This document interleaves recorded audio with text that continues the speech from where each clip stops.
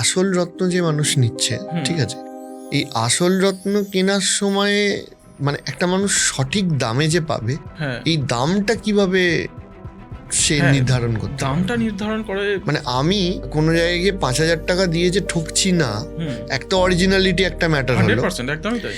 এবার হচ্ছে আমি প্রাইসটাও যে বেশি দিচ্ছি না, সেইটাই বা বুঝবো কি করে? হ্যাঁ, এই ক্ষেত্রে তোমাকে দেখো, একটা রত্ন কিনতে গেলে আমি সবসময় বলি, মানে যত রকম বড় বড় ব্র্যান্ড আছে বা বিভিন্ন জায়গা থেকে যারা রত্ন সাপ্লাই করে বা রত্ন সেল করে যারা, তাদের কাছে বিভিন্ন জায়গা থেকে জেমস্টোন কেনার আগে 10টা জায়গাতে একটু ঘোরা দরকার আছে।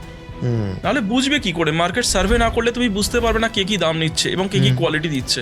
এবার 10টা জায়গায় ঘুরলে কি এটা বোঝা যায় যে জিনিসটা আমি এটা 2,000 টাকার পান না, আমি ওই দোকানে দেখলাম যে এটারই দাম বললো 4,000 টাকা, আবার এই অন্য দোকানে গেলাম সেটার দাম বললো 1,800 টাকা, সেই দোকানে গেলাম আর একটা দোকানে গিয়ে দেখলাম 1,500 টাকা দাম। অর্থাৎ স্বাভাবিকভাবেই এই ক্যালকুলেশনেই কিন্তু রত্নটা কিনতে হবে, বিষয়টা এই জায়গাতে। আর তারপরে হচ্ছে সার্টিফিকেট, রত্নটা কতটা অথেন্টিক তার জন্য সার্টিফিকেট তো অবশ্যই গুরুত্বপূর্ণ, নিতেই হবে। মানে বিলের থেকেও গুরুত্বপূর্ণ হচ্ছে সার্টিফিকেট। আর আমি প্রত্যেকটা কাস্টমারকে একটাই সাজেশন দেবো যে যেখান থেকেই রত্ন কিনুন না কেন, তার মধ্যে হিট ট্রিটমেন্ট আছে, কোন অরিজিনের আছে, সব থেকে বড় কথা নিজে গিয়ে সার্টিফিকেট করান, সেক্ষেত্রে এতে ঠকার চান্সটা থাকবে না।